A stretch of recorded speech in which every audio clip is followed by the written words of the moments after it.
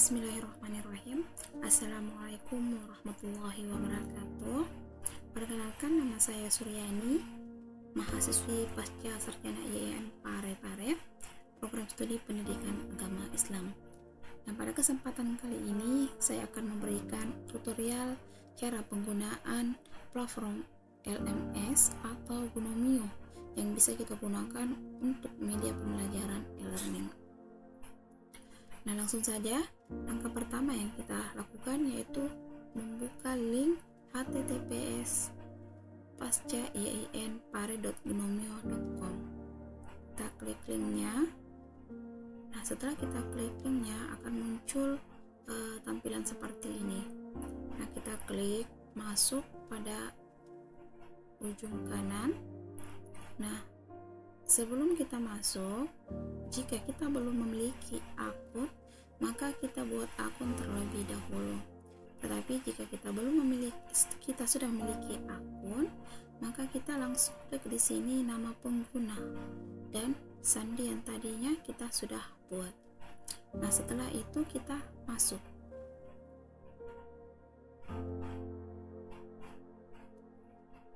Nah, tampilannya akan seperti ini.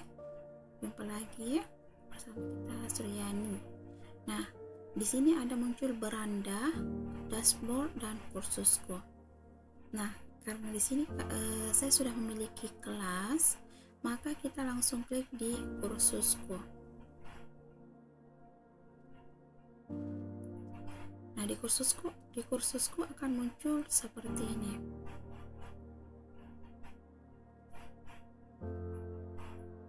Nah, kita klik.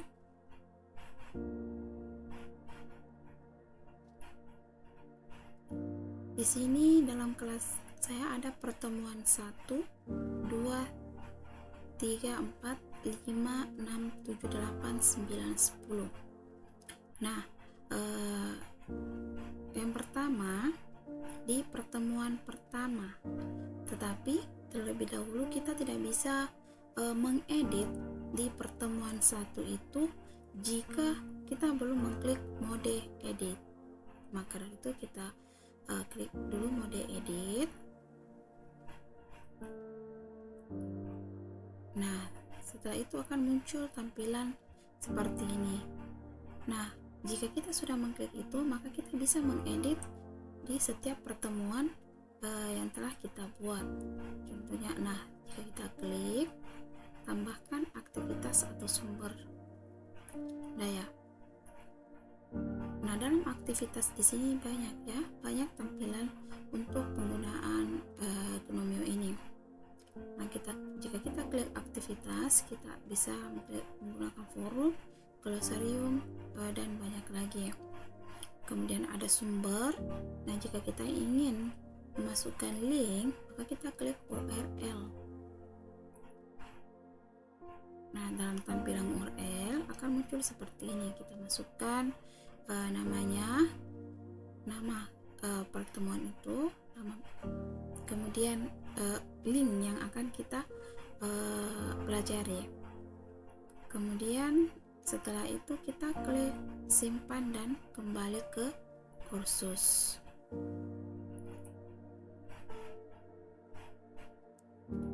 Nah,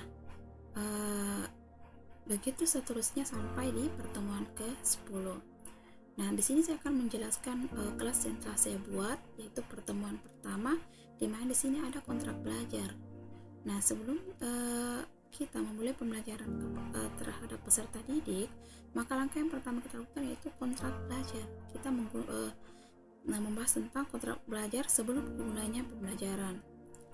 Nah, setelah kita membahas kontrak belajar, di sini saya menyiapkan tugas kepada peserta didik, yaitu tugas kontrak belajar. Nah, kita klik tugas kontrak belajarnya.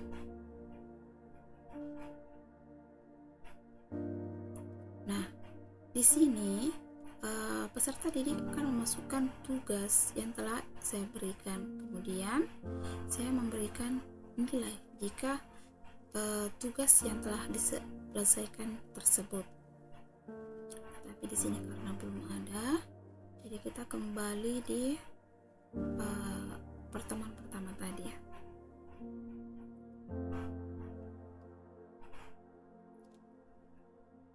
Nah, setelah itu di sini saya memasukkan modul ajar fikih ya. Jadi saya di sini mengajar fikih kelas 7. Setelah itu, setelah kita membahas kontrak belajar, tugas sudah dimasukkan, kita masuk di pertemuan 2. Nah, di sini di pertemuan 2 materinya itu peserta didik menyimak tentang materi tahara. Kita klik, kita lihat materi tentang tahara.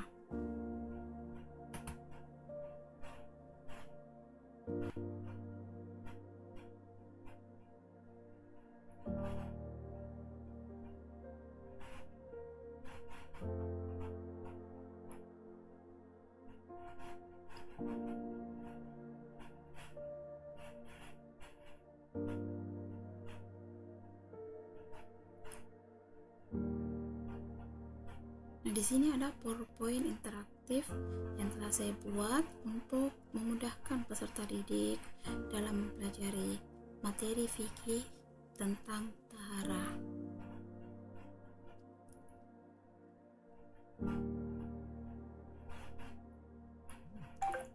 Nah, ini materi fikih tentang tahara yang telah saya buat. Nah, di sini saya masukkan menggunakan link ya, menggunakan URL atau link ya. Nah, setelah peserta didik menyimak materi tentang tahara, di sini saya akan mengadakan diskusi di mana peserta didik yang belum memahami materi dari PPT tentang tahara dapat mengajukan pertanyaan di forum ini. Nah, selanjutnya setelah pertemuan kedua kita masuk di pertemuan ketiga.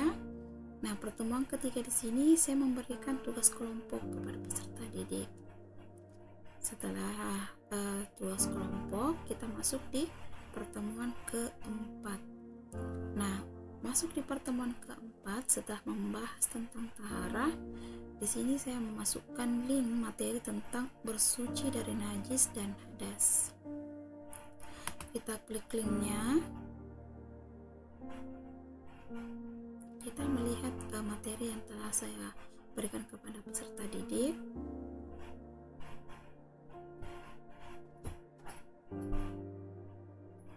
Itu klik bersuci dari najis dan hadas.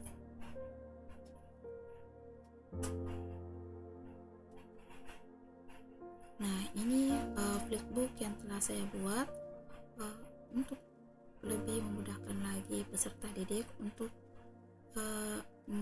memahami materi tentang bersuci dari najis dan hadas.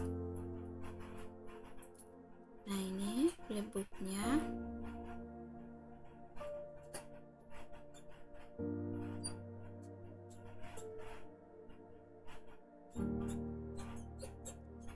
Nah, setelah itu kita setelah peserta didik membuka flipbook dan membaca, memahami materi yang telah saya berikan, nah, peserta didik diarahkan untuk membuat resume tentang materi yang telah saya berikan. Buat resume. Nah, di dalamnya nantinya itu akan peserta didik diarahkan untuk membuat resume minimal 150 kata dari materi tersebut. Nah, setelah itu kita masuk di pertemuan kelima.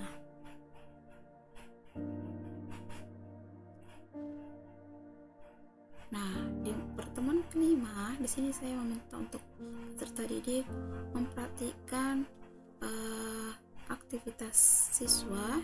Nah, di sini saya sudah melampirkan soal cerita. Nah, di sini peserta didik diarahkan untuk memperhatikan aktivitas ini. Selanjutnya masuk di pertemuan ke-6.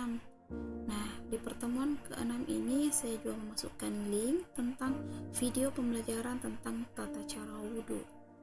Nah, peserta didik diharapkan menonton video pembelajaran tersebut. Setelah itu kita masuk di pertemuan ke-7. Nah, di pertemuan ke-7 juga ada saya memasukkan link materi tentang flipping book, tentang tata cara tayamum. Nah, setelah itu masuk di pertemuan ke-8. Nah, di pertemuan ke-8 di sini saya mengarahkan peserta didik terlebih dahulu mendiskusikan materi di pertemuan ke-6 dan pertemuan ke-7, yaitu praktik tata cara wudhu dan tata cara tayamum. Nah, setelah kami mendiskusikan, maka peserta didik diharapkan dapat memperhatikan tata cara wudhu dan tayamum. Nah, tugas ini dikumpulkan secara berkelompok. Setelah itu masuk di pertemuan ke-9. Di pertemuan ke-9 ini saya melampirkan materi tentang tata cara mandi wajib. Setelah itu kita diskusikan. Nah, jika ada yang kurang dipahami, kita bisa berdiskusi di forum ini. Setelah itu kita masuk di pertemuan 10. Nah, di pertemuan 10 ini, pertemuan terakhir, saya buka kuis. Nah, di mana peserta didik diharapkan mengerjakan soal kuis dengan membaca soal dengan baik. Nah, kita buka linknya ke kuis. Nah, kuis yang saya berikan kepada peserta didik ini adalah pilihan ganda. Nah, nanti tampilannya akan muncul seperti ini. Nah,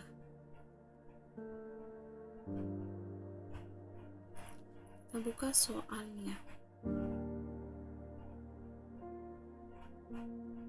Nah, ini soalnya. Cara memasukkan soal di kuis itu, pertama kita klik tambah. Apakah kita mau menambahkan dari soal baru atau dari bank soal yang telah kita buat? Karena di sini saya sudah membuat soal, maka di sini akan muncul soal-soal yang telah saya buat. Nah, jika peserta didik nantinya membuka soal yang telah dibuka, itu akan muncul tampilan mengerjakan soal.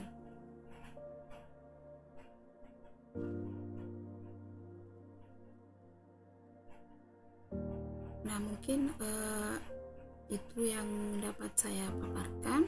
Semoga tutorial cara penggunaan LMS Chromio ini dapat dipahami dengan baik. Terima kasih. Assalamualaikum warahmatullahi wabarakatuh.